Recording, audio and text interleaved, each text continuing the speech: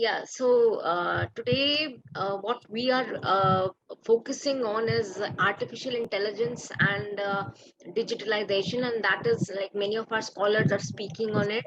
Some are speaking on warfare, somebody is speaking on AI as such, ethics of AI, others are speaking on China, India, etc. And so basically, artificial intelligence leverages computers and machines to mimic the problem solving and decision making capabilities of human mind.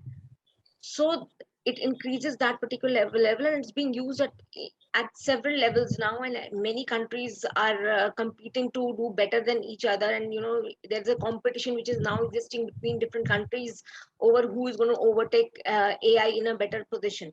So and AI is the simulation of human intelligence processes by machines, especially computer science.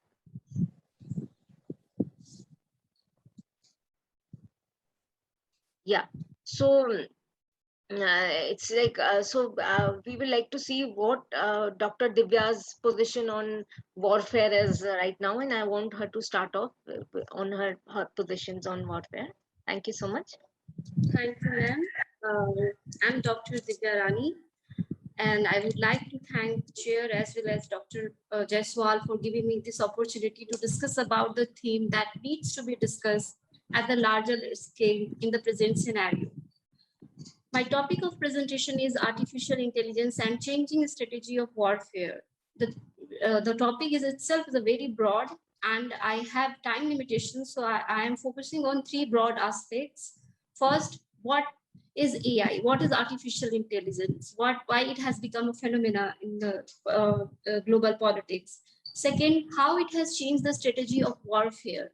What does it mean? Why we are saying it's a changing the strategy of warfare? And third, the impact of this technology, advanced warfare strategy on nation and humankind. Because yeah, of course, the victim, or the most important part who actually face the new technology is human being only.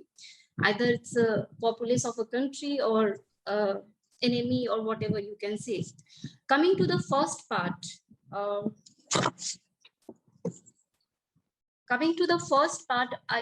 we can define AI. Please, Pramod sir, can you just take on that? I have to admit everyone again and again. So if you take that chart, it would be easier for me. So coming to the first part, we can define AI as a machine that has ability to do cognitive tasks. What does it mean? The cognitive task means thinking, perceiving, learning, problem solving, decision making. That actually human mind does. So we can simply put it as giving a mind to a machine without a body and emotion.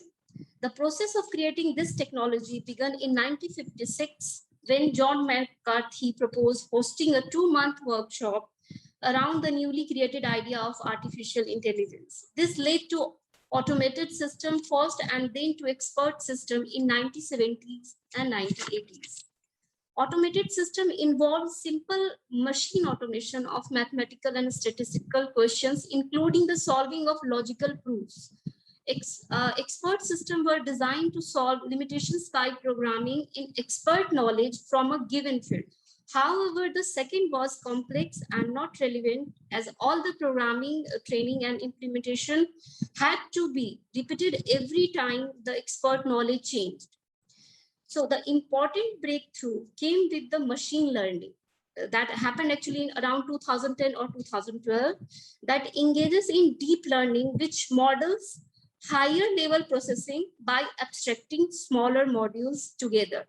And advancement of computer system. Yes, of course, it is a very important point, because without data, we cannot use, or there is no avail of artificial intelligence. So data is must.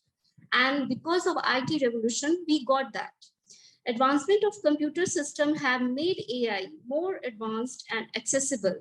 This revolution could come because of IT revolution of 1990s, because without data, this technology has no avail. With incredible advancement in data collection, processing, and computation power, an intelligence system can do a variety of tasks and enhance productivity. So generally, we have two types of artificial intelligence. We talk actually two types of artificial intelligence, that is modular and general. Modular AI, actually, that is more in use, has narrow expertise in a particular domain and are able to learn through by practice to improve their performance.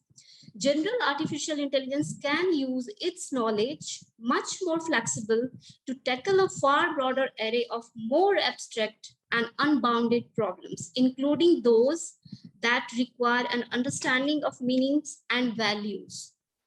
So modular AI has been used widely and they are moving towards general AI.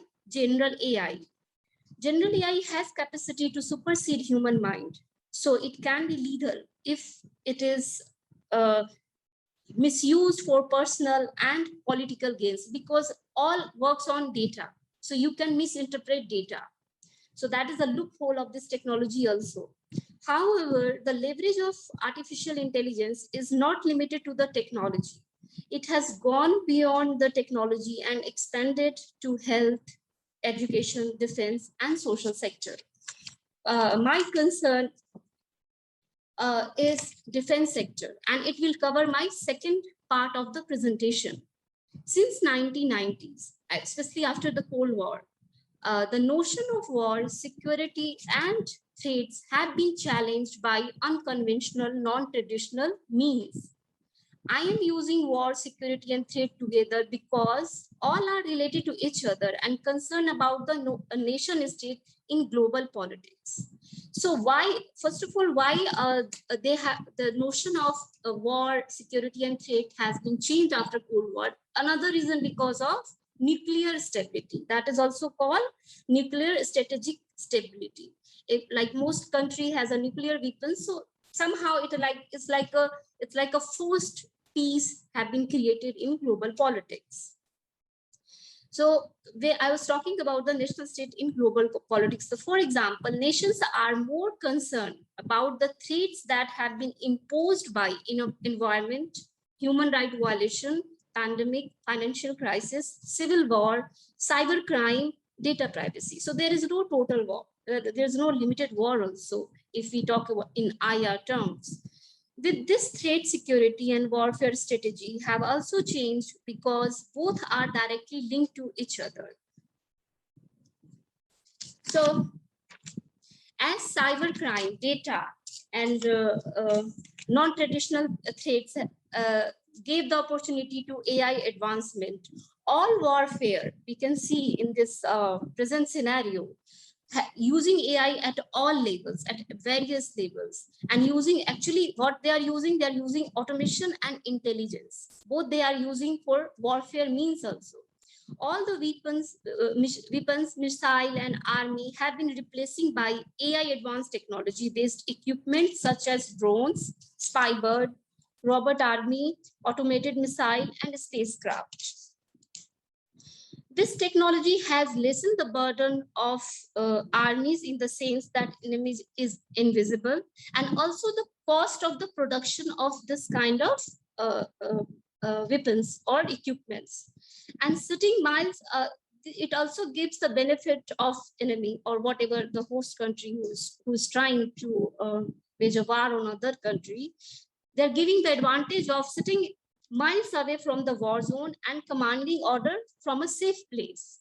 So there is a less human blood there. There is a some kind of safeguard also, where army as a human being, they are not using as a in a war zone. Now machine will be doing that kind of job.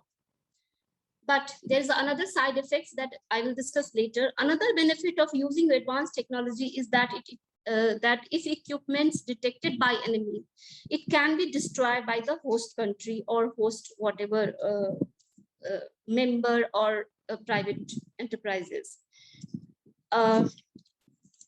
Drone, spybird, robot army is it has been it is like very common kind of equipment that has been used everywhere in the world, but there are some advanced technology there, in which I will discuss about two. That is remote sensing unmanned aerial vehicle, that is UAV surveillance, and the another one is unmanned underwater vehicle. So these two are also automated and intelligence based unmanned weapon that is actually that has been actually used by most powerful country by countering or by imposing threat on the another country.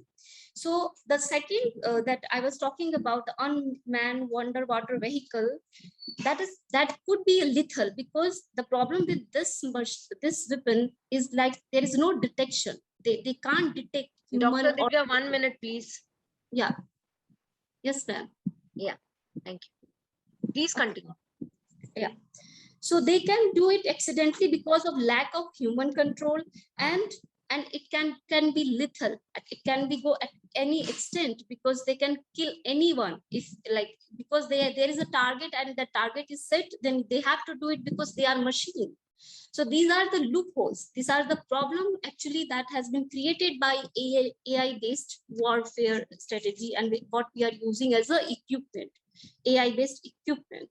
So we can see many examples in the present scenario, like where AI based equipment has been used for, recently we can see that Pakistan has used drone to attack on India. We can see many countries, they are using spy birds, like in the kind of like AI based machine. So they are using for without crossing the border, they are actually crossing the border. So there is no sovereignty and territory kind of concept in this kind of warfare. The problem is now I will come with the third aspect of the presentation, but while dealing that, there is some positive point of this warfare strategy also. If we use in a positive way, like if we have to counter terrorism, we have to for cyber security, for the surveillance kind of thing, where if it's a dense forest or crowded place or market, something like that, we can use this drone and this kind of equipment for for positive purpose, without harming people, without harming mass. We can actually control we can control, or we can actually check if there is any illegal activity is happening on those area. So if it depends how you are using this technology. But the problem is, because as when we talk about cyber crime, cyber threat, cyber security, these are all a new kind of concept as it is artificial intelligence. The problem is because we don't have any international law and norms on that. And that is my third part of the presentation. Because without there is no command, there is no check and balance on how you are using this technology, and which extent you can go with that. It is a problem. It is a now issue of concern also. Yeah, but yes, ma'am. Is there any problem? We have a certain time which we have to. Okay, ma'am. I'm just ending with that. So we need to have an international law and some kind of norms or convention on that, how you use and what is the limit of using this kind of AI-based warfare technology to save humankind and human life also. Because the supremacy race between US and China, especially in the terms of defense, has been creating another kind of power politics in IR, and it can actually change into the war, a different kind of war, because this is not a nuclear stability strategic or position. It is just like there is a no control, there is a no check balance, so they can go any extent to use this technology for their personal reasons, for their greed of being for establishing a supremacy in the global politics. So with that thought, I just want to say we can use this technology in a very good form if we use in a social sector, if we use it for human development, rather using it more in defense sector. With that note, I will end my presentation. Thank you. Thank you, Dr. Divya. That was very interesting and very insightful. We'll ask you questions towards the end of the session. Right now, I would invite Dr. Dan Smith, who is from Prajna Initiative, and he'll give his presentation on AI ethics. Please start, sir. Hi, my name's Dr. Dan. I'm a computer guy, a system and network engineer. And I've been working on a project with Dr. Khosla here where it is we've got this problem, and AI is this great power, but there doesn't seem to be any check on it other than money and governments that use it for whatever advantage they can take from AI they use for profit, for figuring out problems that aren't necessarily in the best interest of everyone here. Let me share.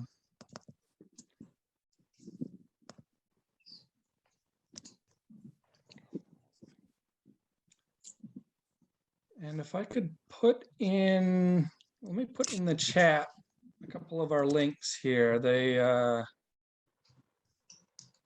We have an interactive part, and I'd like to have someone try it right here as we're talking once I'm done here. What it is, one of the problems is the voting mechanism. We call this quantavote.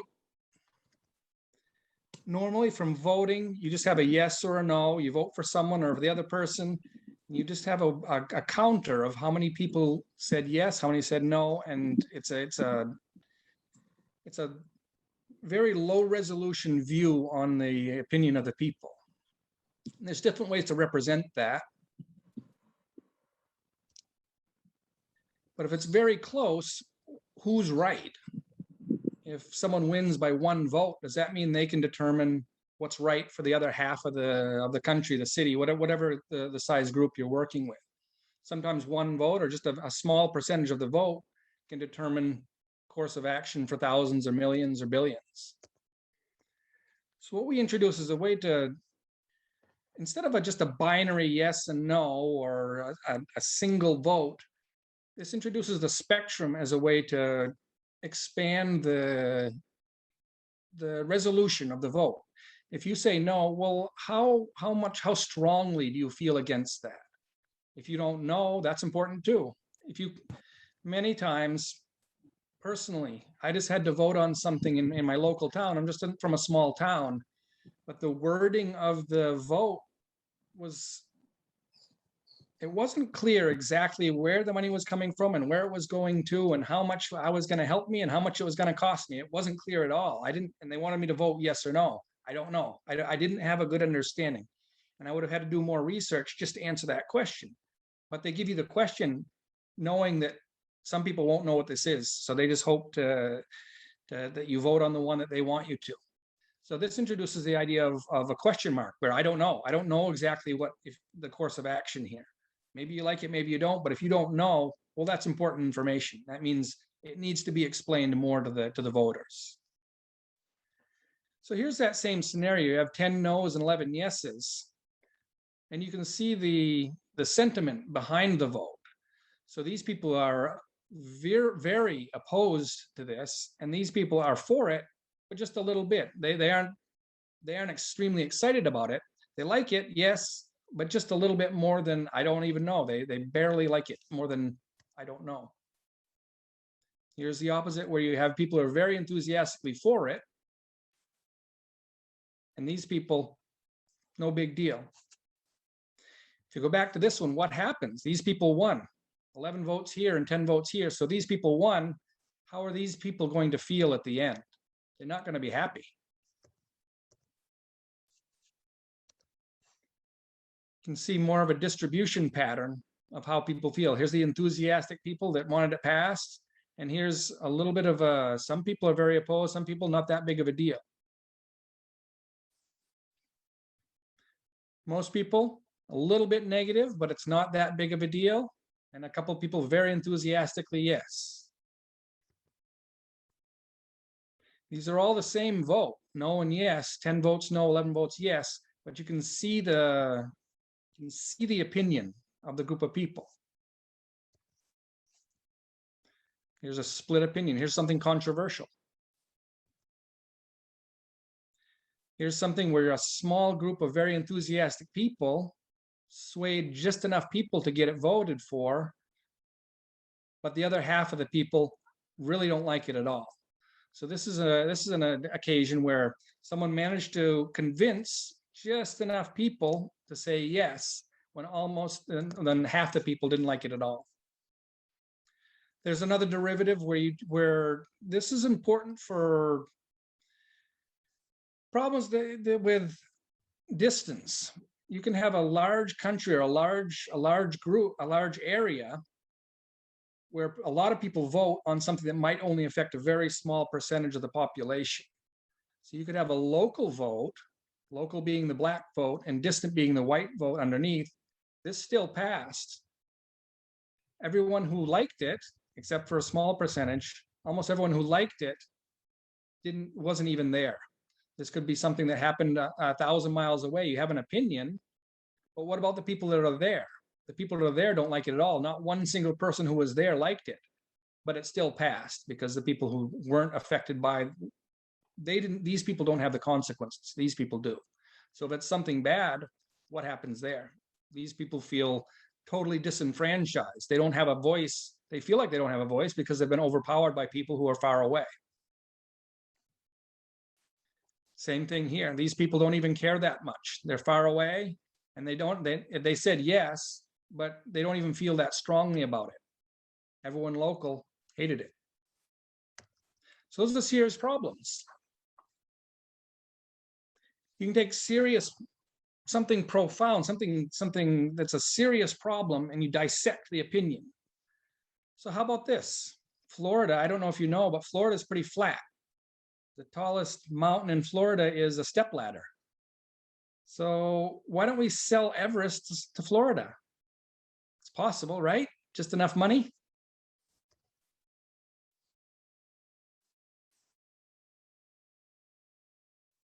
Who should have the voice?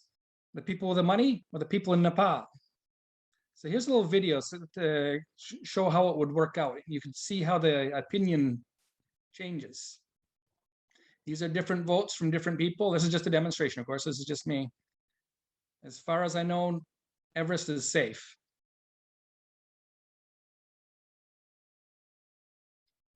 So you can see the variation in opinion. These are the people that don't really care that much one way or the other, or don't understand the question possibly. These are the people that feel negatively. And so far, it looks like Everest is safe. But what if someone runs a big ad campaign? You have too many mountains over there anyway. You aren't going to miss just one, right?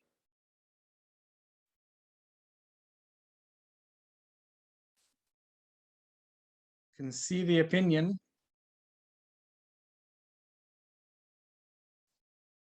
Oops.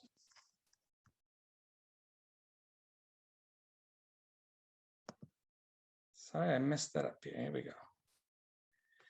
And here's what would happen. What if someone mounted some campaign to persuade everyone that it's a good idea? You might get enough votes. So that's the problem. How do you discern between a large group of people, discern the value of their vote?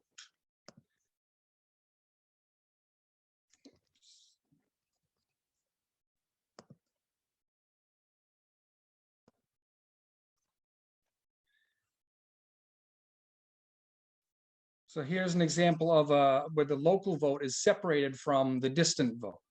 Anybody has an opinion. Anybody, especially with the internet, everybody can see and have opinions on things that happen thousands of miles away. Who should have the voice? Whose opinion is most important? Dr. Dan, if you could complete the presentation, please. Yep. But here's a representation, how you separate the local opinion from the distant opinion, from people that are far away. By separating them by the black and white shows you who's affected. The people in black are the ones that are affected personally by the vote, and those are the people who aren't affected personally. They have an opinion. They might have the right to vote, but they don't have the consequences.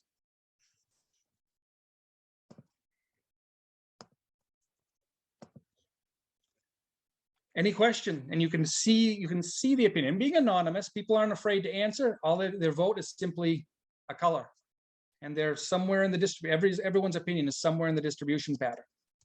What that does, that gives AI a way to see opinion in a way that doesn't exist right now. This is a new way to represent opinion, that AI can watch the patterns, it can see the patterns, and it can it'll learn to see what will generate.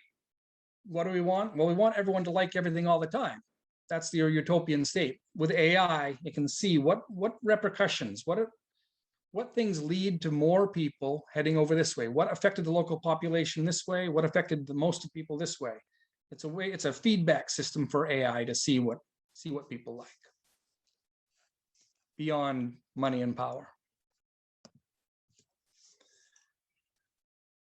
So that's it. That's what we have. That's what we're bringing, and we're looking for people to try it out. If you have any questions, I'd love to hear them. Sure, Dr. Dan, it was very interesting and very insightful. And we have several questions for you, and which will help us know more about your technology and, like how AI can be more ethical, which you could address to us later towards the end of the session. Thank you so much.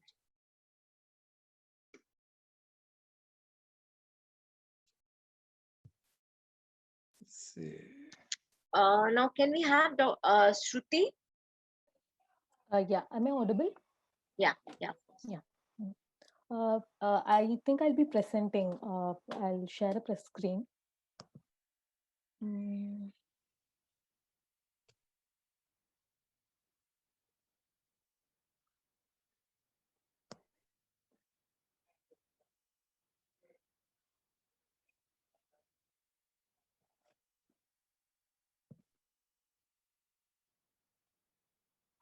So is the screen visible right now? Is the screen visible right now? Yes. Yeah. So hello, my name is Sruthi, and I'm a doctoral candidate at the School of International Studies, Jawaharlal Nehru University, India. And so basically, I research on the AI strategy of China and its implications with regards to national security. But the topic that I've chosen for today is to discuss about China's increasing rise in the digital platform sphere. So, for instance, I've just made this presentation into 4 parts. Is it moving? I'm sorry, this is a new platform for me. Is this moving? I'm in the second slide.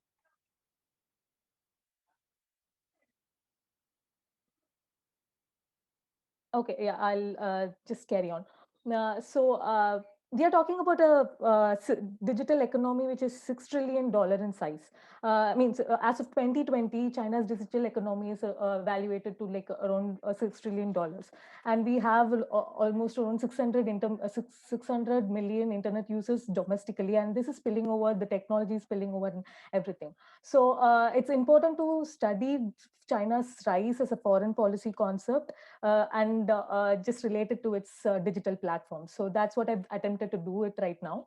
And just as how nationalism was talked out as imagined communities, there's a lot of debate with respect to the Chinese platform ecosystem, saying that it's an imagined stage that has been used by China to integrate with the global capitalistic state. So we're talking about a very extremely restrained authoritarian state, imagining a stage platform where it can easily integrate with the global capitalism. That's what is exactly happening with the digital platforms, be it B2C, C2C, or B2C, whatever it is. So it's important to study the actors' organizational structures and the policies that are in place, especially I've just picked up from 2015 to 2020, which will be showing in the coming slides. So to just give you a view of what, so I understand this, this is a bit, a lot of ministries in place which are trying to control the data of you and me, and as well as the domestic users across the party state. So just to give a brief account of what the organizational chart is. So there's a saying which in China that they say, can the 9 dragons tame the flood? So in that sense, they mean that there are a plethora of departments, ministries, organizations, and institutes, and then which are trying to control certain aspects of data platforms and call what may, especially after the informatization age has come up. So, but this is state council as ministries, institutions, organization, but the prominent key actor is here is the Ministry of Industry and Information Technology, MIIT. And there's also a phenomenon called fragmented authoritarianism, which has goes back to 1980s, wherein this phenomenon saying that when China started opening up, they said like there's a lot of bureaucratic inefficiencies coming up just because there are a lot of institutions that are simultaneously working together. They have horizontal and vertical inefficiencies. So I've just tried to put this into the context of China's digital rise and how Xi Jinping's policy, and after 2014, how the Cyberspace Administration Commission has come in and tried to just centralize the entire bureaucratic authoritarianism, bureaucratic fragmentation into a very top-down policy level structuring. So, but at present, these are the actors that you have to see when it comes to digital platforms. So as the name suggests, MIT, like industry and information technology. So that means that China is already way ahead of, China's marching towards industrialization plus informatization. That's the IIoT, like industrialized Internet of Things. So, the second part is that since I'm an IR student, I'm an IR aspiring IR scholar. So that is the current need of scholarship where you have where we have to eradicate the disciplinary boundaries that is existing. For example, like you have a lot of business models, you have a lot of science and technology studies going on, platform studies going on, which are separately talking about Alibaba's case and then the Chuang's case and studying it. And then on the other hand, we are IR scholars.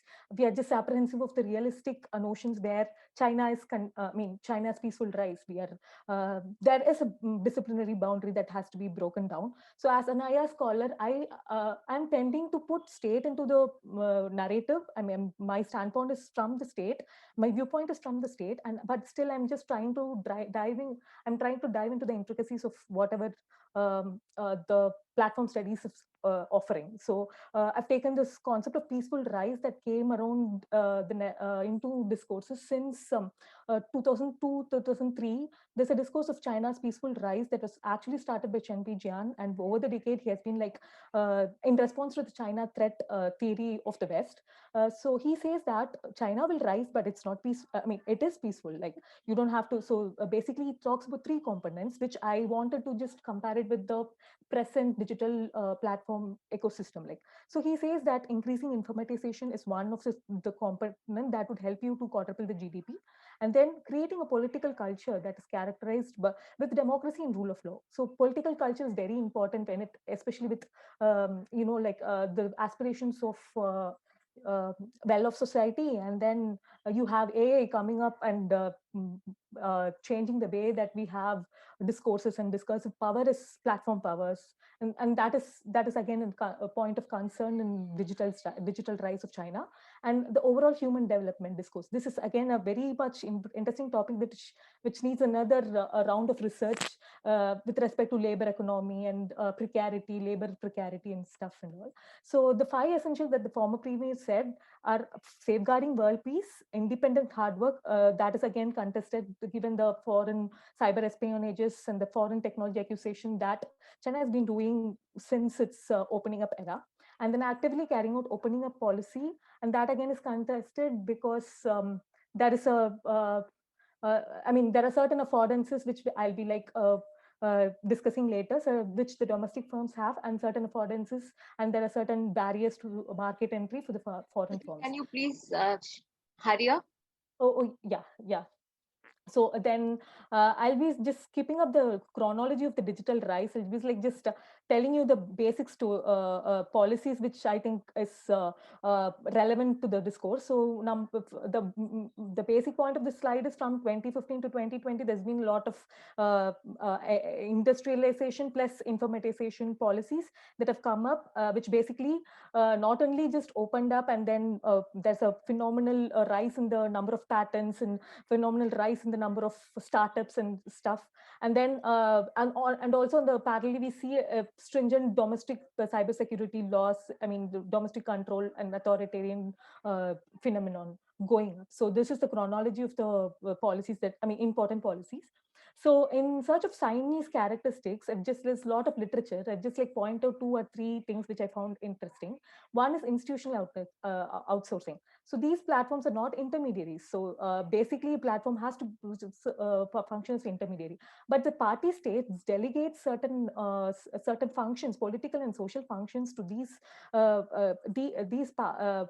platforms, such as Alibaba. I mean, in order to just to make its surveillance capabilities, and then its basic domestic innovation to ramp up all its political functions, they are using these platforms. They're outsourcing the institutional functions to these platforms. So they are not intermediaries anymore. So, and then number two, Chinese characteristics is that they are having a regional development base. So that is like all the data is common. You have regional blocks of development. And the other one is, like we've already discussed, is informatization and industrialization. And fragmented authoritarianism is what is being finally just getting out of the scope right now. And MIIT has Alliance of Industries, which is always lobbied by a lot of private firms. So we also see a private corporate plus the state nexus here, a party state nexus here. And then, yeah.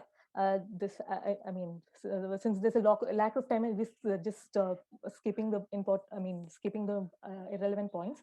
So platform affordances is what is making the domestic market just grow in this technology. So there's a concept of guerrilla capitalism, which is actually developing right now in the discourse of platform economies. That is like making profits through the legal exploitation. So if you see the litigations that China has been like going through in these platforms, the big techs are always saved. The Baidu, Alibaba, they're always saved. All these are the individual and interpersonal small company litigations, are the court litigations that are happening in this thing. So China has a saying this: allow the trustworthy to roam everywhere under the heaven. That's what they are doing. It once you create trust, and then you will escape the legal litigation sphere. That's what they are. These firms are growing up and up. And then, just like the other previous presentation, they change the course of discourses and they create social values which are like I mean, impossible to even like think. So that is another affordance, the power that these firms have. And finally, I'll conclude with the geopolitical implications. So just wanted to discuss a lot, but this is important. Xi Jinping has himself said that this informatization would have earth-shaking changes. That itself means that the digital right is not peaceful. Like there are new national advantages in the information change age. So the first implication is with regards to the emerging US-China tech decoupling. That would fragment the internet, and with more and more data protection legislation on the other sides. The internet, which is thought as a global common, or a data as a strategic asset, when you see as a strategic asset, the internet is going to get fragmented. And the other one is China is already setting up alternative standards in IoT, and indigenous IP rights litigations. I mean, regime is coming up that would seek a global. That will rewrite the entire standards that was followed by ITU institutions. And then the more and more centralized data flows, and it also had the national intelligence law, which mandates every company and every citizen to just submit the data, whatever it is, if it is have to serve the national security. That means more surveillance, and you automate your social governance. So surveillance and serving it's just like play of words. And then phenomenal rise of startups, that means, and maker spaces, which gives them the right to hack and tinker technology, that is carried out and legalized in the name of mass innovation and entrepreneurship. And this would be dangerously impacting even more in the AI age, like when the fourth industrialization era opens up. So that's basically what I wanted to say, that we are going from a West-led era to a East-West balance era. And then there are a lot of caveats involved and a lot of disadvantages that China have with respect to the semiconductor base and local talent, which is it's still going on. But then what we see in the future of AI is we are creating techno-political spheres of influence. So I'll just conclude with Marshima's quote saying that he just simply says, can China rise peacefully? His answer is no. So that's what we have to just think about when we step ahead in the AI and fourth IR age. So thank you for that. Like there's a lot to be discussed, but I'd like to extend the conversation. Thank you so much, Shruti. That was really comprehensive and very informative. And if we get time, we'll ask you questions. We have a lot of questions for you. Sure. But let's see just if we get so much time. Thank you so much. Thank you. Rishabh, please, can you come for the presentation? Madam Chair, I guess the Rishabh Tiwari is not here. Sorry? Rishabh Tiwari is not here. Okay. Then we can ask questions to our other speakers. Is that okay? Yes, ma'am, but we have only around 10 minutes left. Sorry? We only have around 10 minutes left for remaining time. Okay, Divya, I guess we have a question in the chat box. Okay, which country is basically in the contemporary times using AI in warfare? Are most countries like Israel and US, and what about India? We are curious to know about your views on that. Ma'am, there is some network problem. Am I audible? Yes, you are, please. So you are asking me this question? Yeah. Yes, ma'am. Yeah, of course, India is also using that, but we are not using in that term like hard power politics. We are not using in a very heavy machine and that kind of thing. But yeah, we are using as in a drone, in a spacecraft. Yeah, of course, US is the number one, and second is China. China can be a threat for everyone because they have been using it in every aspect of the defense sector. Like they are creating robot army. That is the scariest part if they created and they get success in that, because as per report, they are creating thousands of robot army, and we can imagine how little it could be. Because of course they are not creating to show, like keep in a museum. They will use it in a either directly or indirectly. So I can say US, China, Israel, and but of course India is not doing it that level. But of course in defense sector, if you see the ratio, yeah, we are also updating ourselves, and but we are still far behind to US and China. Sure. We'll have our scholars like you doing it for India, right? Thank you so much. Yes, ma'am. Sure. Thank you so much. Dr. Dan, we had a question for you. So, am I audible? Yep, I hear you. Yep. Yeah. So, Prajna initiative is basically looking at, you have developed the concept of physics, and so if you could explain people what is physics and, how AI can be more ethical and use physics for that purpose. Yeah, the principle of it is it can see how people feel in a new way that doesn't exist right now. Ethics, you can't say what ethics are for someone else. Everyone knows be nice to people, the golden rule, things like that. People are familiar with that the world over. But you can't go to a certain area and say, no, you should act this way and you should act this way.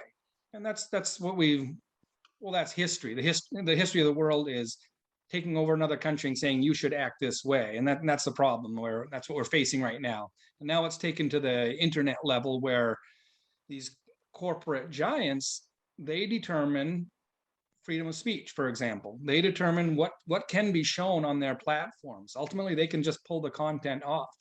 And then at this point now, there are legal battles trying to control the tech companies who have the control over the actual data. You have governments trying to control the tech companies, and that's difficult too. How do you do that with fines? There's different ways to manipulate them, but ultimately, how much are you going to change what Google wants to do?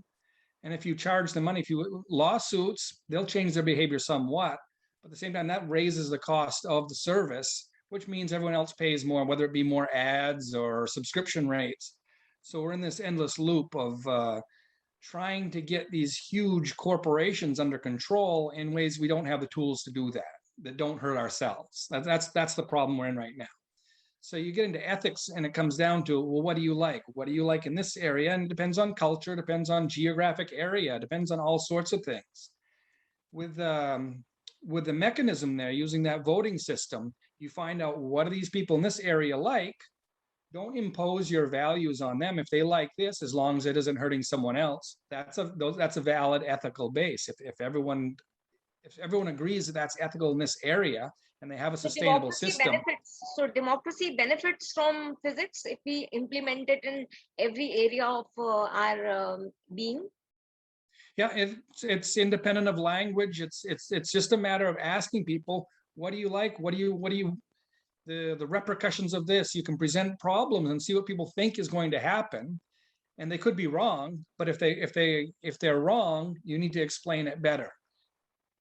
And over time, you see who was right. Sometimes you think you make a good decision, and it turns out to be the wrong one. It happens all the time. In this way, it has a record of enthusiasm. What people believed was good and right.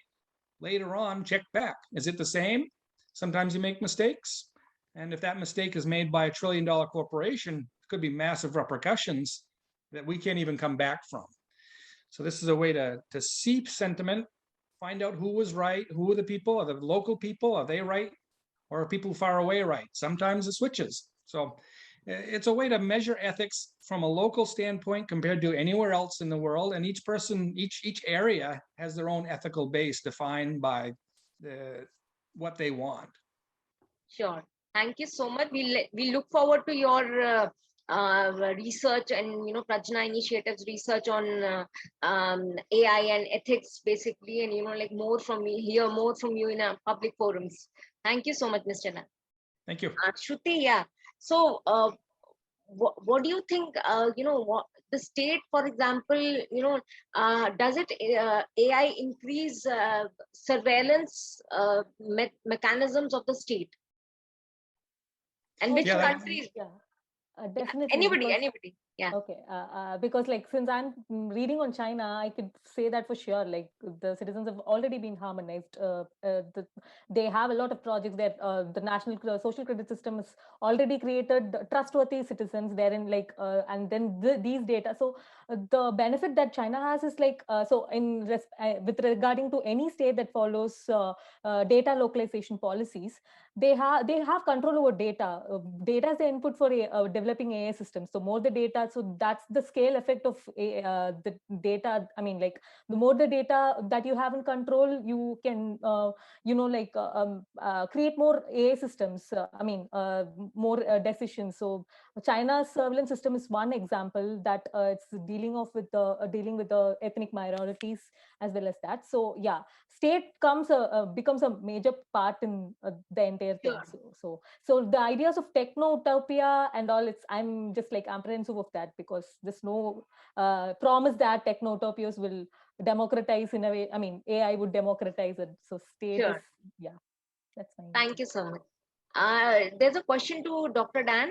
If we go on asking everyone, then wouldn't be chaos.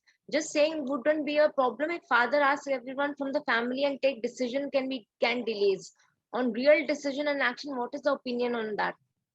I'm sorry, I misunderstood. I didn't understand the first part. If we go on asking everyone, then wouldn't there be chaos? Just saying wouldn't be a problem if father asks everyone from the family and take decision can delay. I don't know. On real decision, we have chaos right now. That's the world problem, is chaos. There's no authoritative voice for what's right, what's wrong, what's correct. We don't even know what's true on the news half the time. What this does, this presents a way to organize the chaos in a linear fashion. You see the distribution patterns of opinion. You discover what causes that chaos. You present an idea, you see the split of opinion, you know that's going to drive chaos. What's at the other end of the red? Well, war and people burning down things. That's what, if you don't want to vote and you're sick and your vote isn't heard, what do? Well, you cause problems because you want to be heard. And that's what we have. We already have that. We already have the chaos. This is a way to see the chaos in a linear format with distribution patterns to find out what's causing it and how do we fix that over time. And that's where AI comes in, and it sees in this area, specific geographical and cultural areas will have totally different solutions for another place in another part of the world. So you can't say, oh, that works over there, let's try it here. Maybe, maybe not. Yeah. It's a way to sort the chaos. Thank you so much. Thank you. I guess we are almost done up with our time, but like probably what is the role of the state in this particular situation? I want to ask all the panelists on this particular question. What is the role of state in AI? Ma'am, can I? Yes, of course. Please, Divya. Ma'am, yeah. Ma'am, as I said, like we don't have an international law, any norms on that, and that is the scary part of that. So yeah, here state will intervene. Actually, state have to intervene to use it in a proper manner, rather making it a destruction for humankind. So state has a strong role because a policy maker, they are the important factor of making all kind of rules regarding this technology, how they are going to use for their own benefits. So if a state being careless, then of course the outcome would be worst. So like, for example, India, why we are not using in another sector? Why are using for health sector, social sector? Because where we need technology. So that is I think that is the best way. That's why I give example of India, because we are using AI in a very different manner. Like, as we are famous for soft power diplomacy, so we are using this technology for that development only. So yeah, state has a big role because there is no international law, so they can actually play a big role in making policy and everything. So that's what my take on that. Oh, thank you so much. Dr. Dan and Dr. Shruti, your views? Shruti? Yeah, regarding this, yeah, this is score, like I'm again coming back to China, wherein they say Yes, all under heaven is chaos and the situation is perfect, is what Mao said. So, and the absence of all these AA laws, nations would start their own norm setting process. That is where state comes in. So there are, I mean, you don't have an international law. So the alternate, so what in the digital sphere, what we follow is always US led. But then here, when you go on to emerging technologies like AI, Internet of, the future technologies, there's no norm setting process. So states would come in and set their own norms. So we don't have, so like Dr. Divya said, we had Niti Ayog's AI plan that was intended for social sector. I mean, there were no exact military consequences of this, but China and US, they are like having this dual use dilemma. So they are like fusing civilian and military technologies, which would be like disastrous when it comes to the AI age. So state plays a great role here. Like, but there's another caveat here. So where are the talents? So it's always in the West right now. China, even they don't have. So how do we? AI technologies are still not available or accessible in the other part of the world. So what you say is, for example, China legalized the right to tinker and hack. So it's like in the name of open source software.